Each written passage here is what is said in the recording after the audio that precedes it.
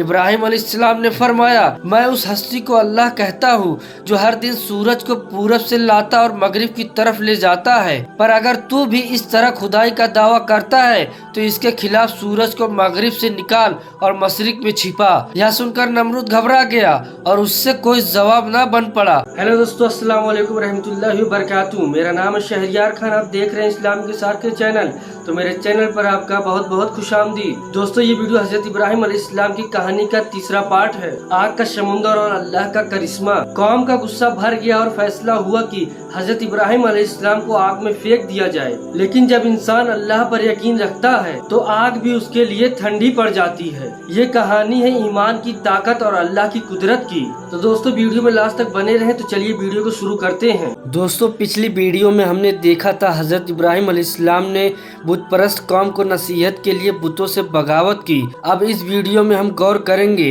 ابراہیم علیہ السلام کی بادشاہ کو اسلام کی دعوت اور آپ کو سزا کے لیے تیار کی ہوئی آگ کا ٹھنڈا ہو جانا۔ ابھی یہ مشورے ہو ہی رہے تھے کہ تھوڑا تھوڑا کر کے یہ باتیں وقت کے بادشاہ تک پہنچ گئی۔ اس زمانے میں عراق کے بادشاہ کا لقب نمرود ہوتا تھا، اور یہ پبلک کے صرف بادشاہ ہی نہیں ہوتے تھے بلکہ خود کو ان کا رب اور مالک مانتے تھے، اور پبلک بھی دوسرے دیوتاؤں کی طرح اس کو اپنا خدا اور معبود مانتی تھی اور اس کی اس طرح پوجا کرتی تھی جس طرح دیوتاؤں کی، بلکہ ان سے بھی پاس و ادب کے ساتھ پیش آتی تھی، اس لیے کہ وہ عقل و شعور والا بھی ہوتا تھا اور تاج و تخت کا مالک بھی۔ نمرود کو جب یہ معلوم ہوا تو آپے سے باہر ہو گیا اور سوچنے لگا اس آدمی کی پیغمبرانہ دعوت و تبلیغ کی سرگرمیاں اگر اس طرح جاری رہی تو یہ میرے مالک ہونے، رب ہونے، بادشاہ ہونے اور اللہ ہونے سے بھی سب پبلک کو دور کر دے گا،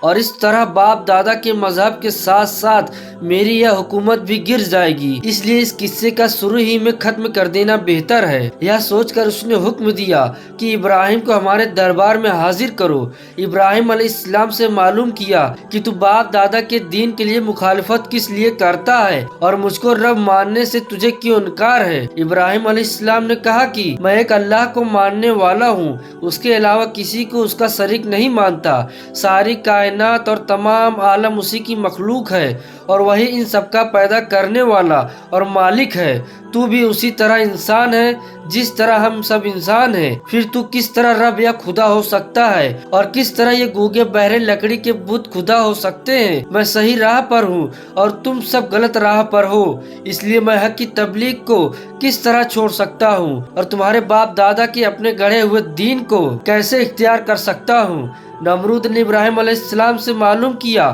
کہ اگر میرے علاوہ تیرا کوئی رب ہے تو اس کی ایسی خوبی بیان کر کہ جس کی قدرت مجھ میں نہ ہو۔ تب حضرت ابراہیم علیہ السلام نے فرمایا میرا رب وہ ہے جس کے قبضے میں موت و حیات ہے، وہی موت دیتا ہے اور وہی زندگی بناتا ہے۔ ٹیڑھی سمجھ والا نمرود موت و حیات کی حقیقت سے نا آشنا کہنے لگا، اس طرح موت اور زندگی تو میرے قبضے میں بھی ہے، اور یہ کہہ کر اسی وقت ایک بے قصور آدمی کے بارے میں جلاد کو حکم دیا کہ اس کی گردن مار دو اور موت کے گھاٹ اتار دو۔ جلاد نے فوراً حکم پورا کیا اور قتل کی سزا پائے ہوئے مومن کو جیل سے بلا کر حکم دیا کہ جاؤ، ہم نے تمہاری جان بخشی کی۔ اور پھر ابراہیم کی طرف توجہ ہو کر کہنے لگا، دیکھا میں بھی کس طرح زندگی بخشتا اور موت دیتا ہوں، پھر تیرے اللہ کی خاص بات کیا رہی؟ ابراہیم علیہ السلام سمجھ گئے کہ نمرود یہ موت اور زندگی کی اصل حقیقت نہیں جانتا اور یہ لوگوں اور پبلک کو غلط فہمی میں ڈال دینا چاہتا ہے تاکہ وہ اس فرق کو سمجھ نہ سکے کہ زندگی بخشنا اس کا نام نہیں ہے بلکہ نہ سے ہاں کرنے کا نام زندگی بخشنا ہے، اور اسی طرح کسی کو قتل یا پھانسی سے بچا لینا موت کا مالک نہیں ہو موت کا مالک ہونا نہیں ہے۔ موت کا مالک وہی ہے جو انسانی روح کو اس کے جسم سے نکال کر اپنے قبضے میں کر لیتا ہے۔ اس لیے بہت سے پھانسی کی سزا پائے ہوئے اور تلوار کی ضد میں آئے ہوئے لوگ زندگی پا جاتے ہیں، اور بہت سے کل و پھانسی سے بچائے ہوئے انسان موت کے گھاٹ چڑھ جاتے ہیں اور کوئی طاقت ان کو روک نہیں سکتی۔ اور اگر ایسا ہو سکتا تو ابراہیم علیہ السلام سے باتیں کرنے والا نمرود گدی پر نہ بیٹھا ہوتا بلکہ اس کے خاندان کا پہلا آدمی ही आज भी उस ताज व तख्त का मालिक नजर आता, मगर ना मालूम कि इराक के इस राज के कितने दावेदार जमीन के अंदर दफन हो चुके हैं और अभी कितनों की बारी है। फिर भी इब्राहिम अलैहिस्सलाम ने सोचा कि अगर मैंने इस मौके पर मौत और जिंदगी की बारीक फलसफे पर बहस शुरू कर दी तो नमरूद का मकसद पूरा हो जाएगा और लोगों को गलत रुख पर डालकर असल मामले को उलझा देगा और इस तरह मेरा नेक मकसद पूरा ना हो सकेगा और हक की तबलीग के सिलसिले में भरी महफिल में नमरूद को लाजवाब करने का मौका हाथ से जाता रहेगा। क्योंकि बहस व मुबाहसा और जलद व मुनाजरा मेरा असल मकसद नहीं है, बल्कि लोगों के दिल व दिमाग में एक अल्लाह का यकीन पैदा करना मेरा एक ही मकसद है। इसलिए उन्होंने एक दलील को नजरअंदाज करके समझाने का एक दूसरा तरीका अपनाया और ऐसी दलील पेश की जिसके सुबह व शाम हर आदमी आंखों से देखता और बगैर किसी मंतकी दलील के दिन व रात की जिंदगी में उससे दो चार होता रहता है। इब्राहिम अलैहिस्सलाम ने फरमाया, मैं उस हस्ती को अल्लाह कहता हूँ जो हर दिन सूरज को पूरब से लाता और मगरिब की तरफ ले जाता है, पर अगर तू भी इस तरह खुदाई का दावा करता है तो इसके खिलाफ सूरज को मगरिब से निकाल और मशरिक में छिपा। यह सुनकर नमरूद घबरा गया और उससे कोई जवाब न बन पड़ा और इस तरह इब्राहिम अलैहिस्सलाम की जुबान से नमरूद पर अल्लाह की हुज्जत पूरी हुई। नमरूद इस दलील से घबराया क्यों और उसके पास इसके मुकाबले में गलत समझने की गुंजाइश क्यों ना रही? यह इसलिए कि इब्राहिम अलैहिस्सलाम की दलील का हासिल यह था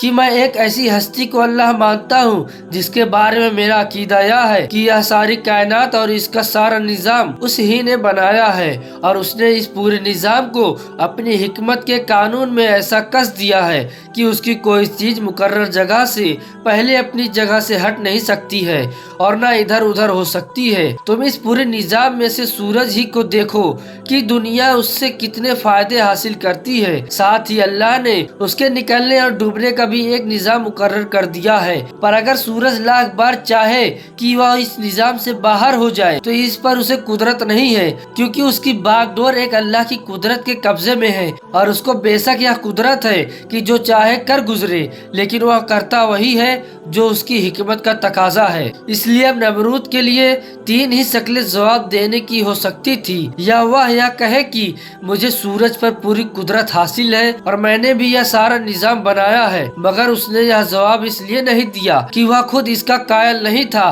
कि यह सारी कायनात उसने बनाई है और सूरज की हरकत उसकी कुदरत के कब्जे में है, बल्कि वह तो खुद को अपनी रियाया का रब और देवता कहलाता और बस है। दूसरी शक्ल यह थी कि वह कहता, मैं इस दुनिया को किसी की पैदा की हुई नहीं मानता और सूरज तो मुस्तकिल खुद देवता है, उसके इख्तियार में खुद बहुत कुछ है। मगर उसने यह भी इसलिए ना कहा कि अगर वह ऐसा कहता तो इब्राहिम अलैहिस्सलाम का वही एतराज सामने आ जाता जो उन्होंने सबके सामने सूरज के रब होने के खिलाफ उठाया था कि अगर वह रब है तो इबादत करने वालों और पुजारियों से ज्यादा इस माबूद और देवता में तब्दीलियाँ और फना के असरात क्यों मौजूद है। रब को फना और तब्दीली से क्या वास्ता और क्या उसकी कुदरत में यह है कि अगर वह चाहे तो मुकर्रर वक्त से पहले या बाद निकले या डूब जाए। तीसरी शक्ल यह थी कि इब्राहिम अलैहिस्सलाम के चैलेंज को कबूल कर लेता और मगरिब से निकाल कर दिखा देता, मगर नमरूद चूंकि इन तीनों शक्लों में से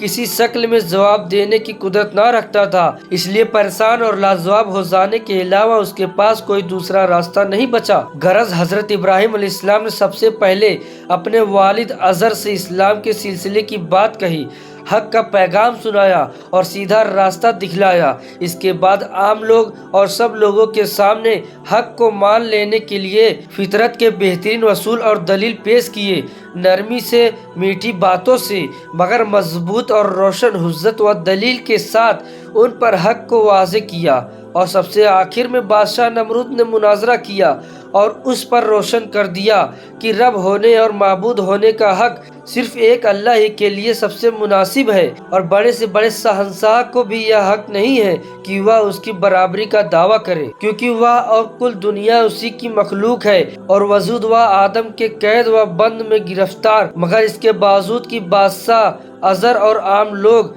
हजरत इब्राहिम अलैहिस्सलाम की दलीलों से लाजवाब होते और दिलों में कायल, बल्कि बुतों के वाक़ये में तो जुबान से इनकार करना पड़ा कि इब्राहिम अलैहिस्सलाम जो कुछ कहता है वही हक है और सही व दुरुस्त। फिर भी उनमें से किसी ने सीधे रास्ते को ना अपनाया और हक कबूल करने से बचते रहे, और इतना ही नहीं बल्कि इसके खिलाफ अपनी नदामत और जिल्लत से मुतासिर होकर बहुत ज़्यादा गैज़ व गज़ब में आ गए, और बादशाह से रियायत तक सब ने एक होकर फैसला कर लिया कि देवताओं की तौहीन और बाप दादाओं के दीन की मुखालफत में इब्राहिम को दहकती आग में जला देना चाहिए, क्योंकि ऐसे सख्त मुजरिम की सजा यही हो सकती है और देवताओं को हकीर समझने का बदला इसी तरह लिया जा सकता है। इस मरहले पर पहुंचकर इब्राहिम अलैहिस्सलाम की जद्दोजहद का मामला खुला हो गया और अब दलीलों की ताकत के मुकाबले में मादी ताकत व सतवत ने मुजाहरा शुरू कर दिया। बाप उसका दुश्मन, लोग उसके मुखालिफ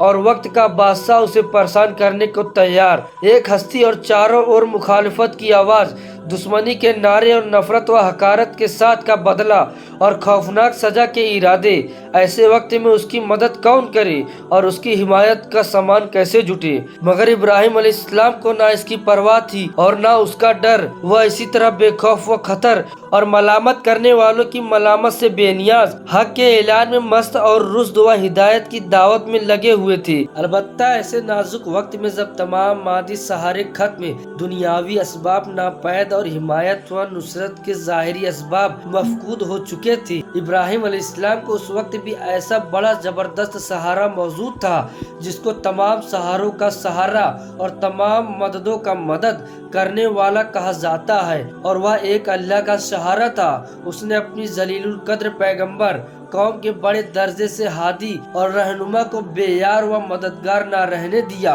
और दुश्मनों के तमाम मंसूबों को खाक में मिला दिया। हुआ यह कि नमरूद और कौम ने इब्राहिम अलैहिस्सलाम की सजा के लिए एक मखसूस जगह पर कई दिन लगातार आग दहकाई, यहाँ तक कि उसकी सोलों से आसपास की चीजें तक झुलसने लगी। जब इस तरह बादशाह और कौम को पूरा इत्मीनान हो गया कि अब इब्राहिम के इससे बच निकलने की कोई शक्ल बाकी नहीं रही, तब एक गोफर में इब्राहिम अलैहिस्सलाम को बिठा कर दहकती हुई आग में फेंक दिया गया। उस वक्त आग में जलाने की तासीर बख्शने वाले अल्लाह ने आग को हुक्म दिया कि वह इब्राहिम अलैहिस्सलाम पर अपने जलाने का असर ना करे। नारी होते हुए और आग के अनासिर का मुअज्जमा होते हुए भी उसके हक में सलामती के साथ सर्द पड़ जाए। आग उसी वक्त हजरत इब्राहिम अलैहिस्सलाम के हक में बरदां व सलामा बन गई और दुश्मन उनको किसी किस्म का नुकसान ना पहुंचा सके, और इब्राहिम अलैहिस्सलाम दहकती आग में शालिम व महफूज दुश्मनों के नरगे से निकल गए। मुख्तसर यह कि बदबख्त कौम ने कुछ ना सुना और किसी भी तरह रुश्द व हिदायत को कबूल ना किया,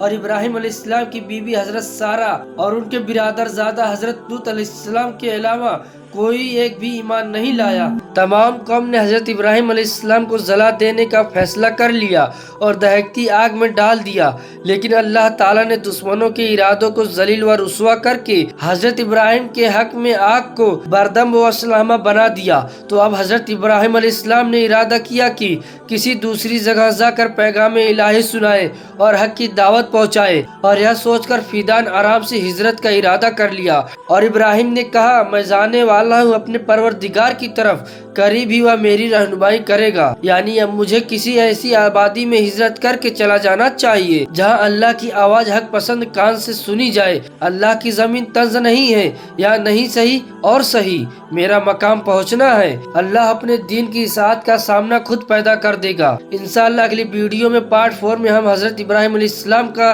किल्दानीन की ओर हिजरत, हाजरा रजी अल्लाह ताला अन्हु की मुख्तसर सीरत और परिंदों की इबरतनाक वाक़ये पर हम बात करेंगे। अगर आपको मेरी वीडियो पसंद आई तो वीडियो को लाइक करें और चैनल को सब्सक्राइब करें। तो मिलते हैं नेक्स्ट वीडियो में, तब तक के लिए अस्सलाम वालेकुम।